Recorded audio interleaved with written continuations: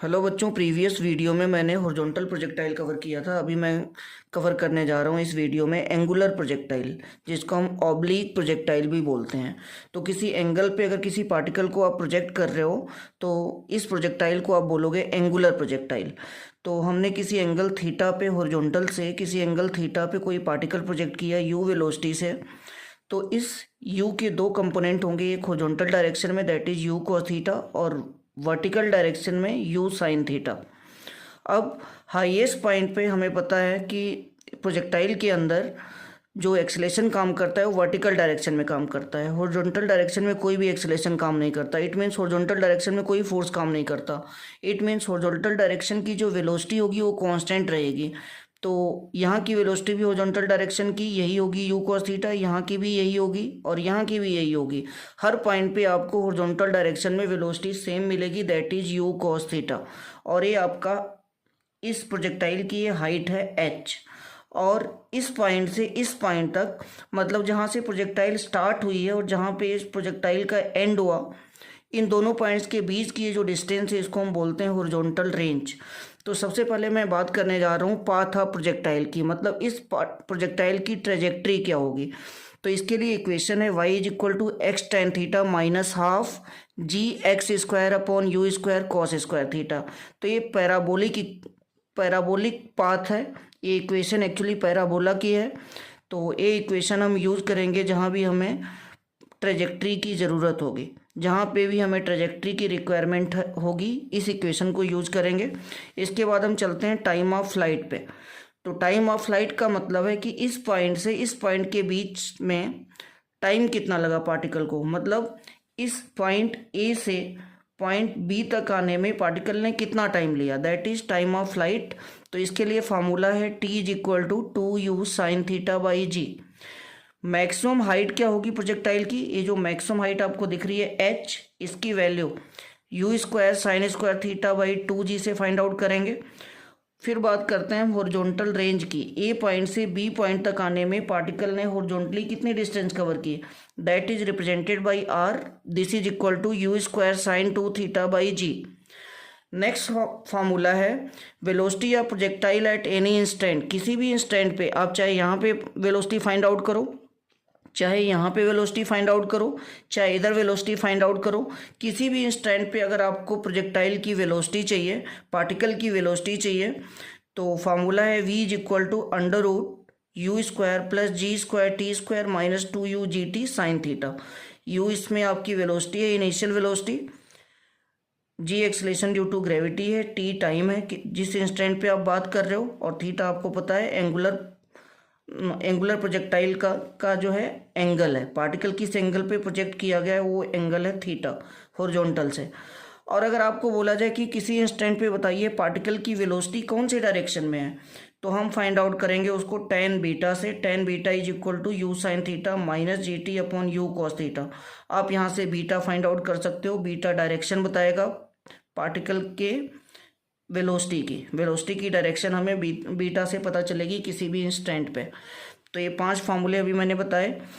Path of projectile की equation, time of flight का formula, maximum height का formula, horizontal range का formula, और किसी भी इंस्टेंट पे वेलोसिटी या उसकी डायरेक्शन। अब हम चलते हैं नेक्स्ट फार्मूले पे। तो नेक्स्ट फार्मूला देखिए क्या है, एंगुलर मोमेंटम। तो एंगुलर मोमेंटम अगर आपको फाइंड आउट करना है पार्टिकल का, तो L is equal to formula है m u cube cos theta sine square theta by 2g। M u cube cos theta into sine square theta upon 2g।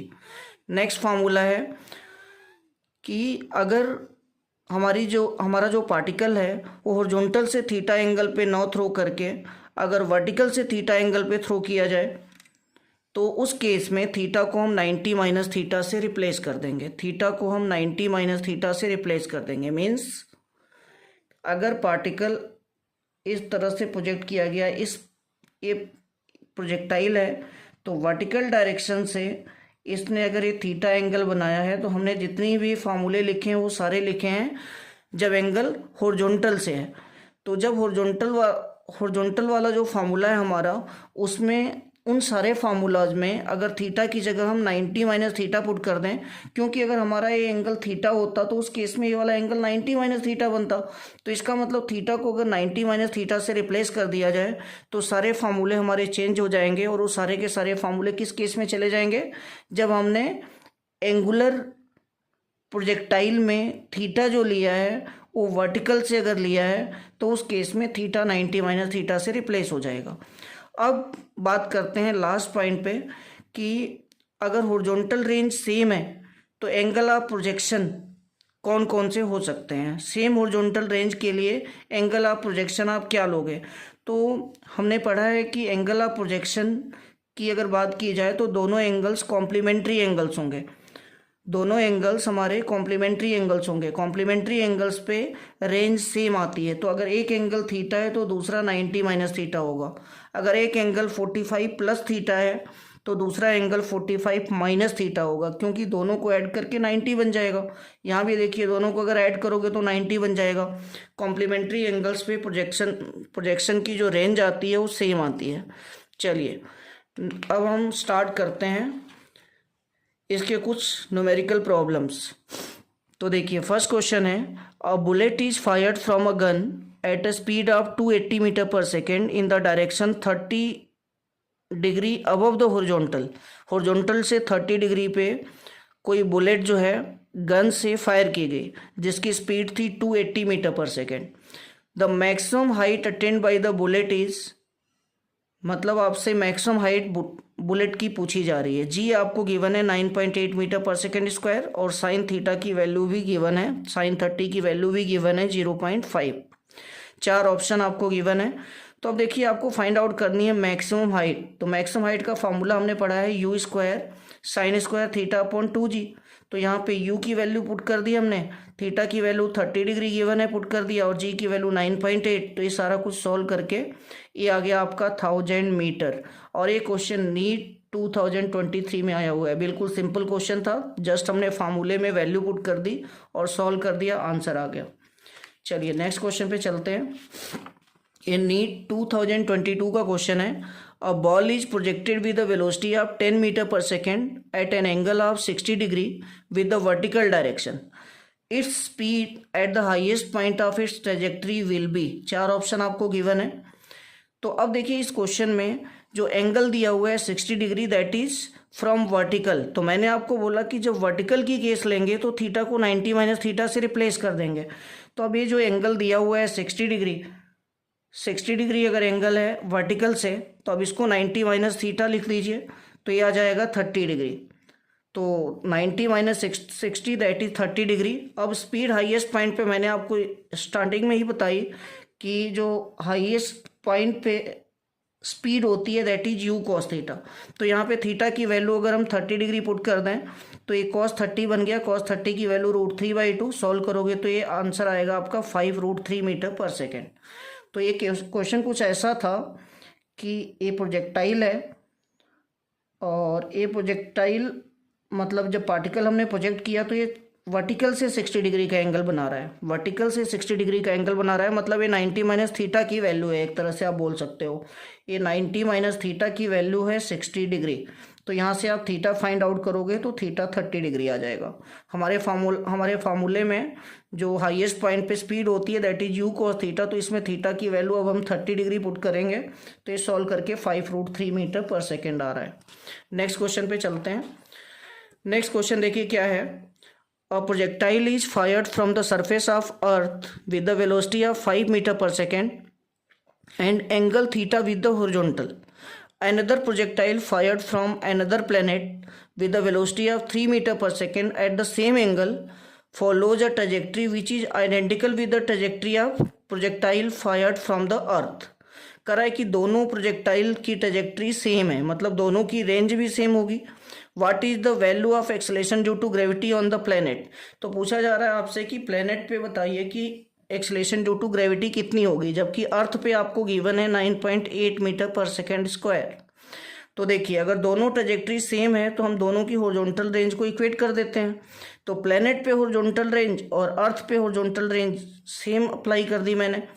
तो ये formula हमने प्लेनेट के लिए लगा दिया और ये अर्थ के लिए, u square sine 2 theta by g, u square sine 2 theta by ji.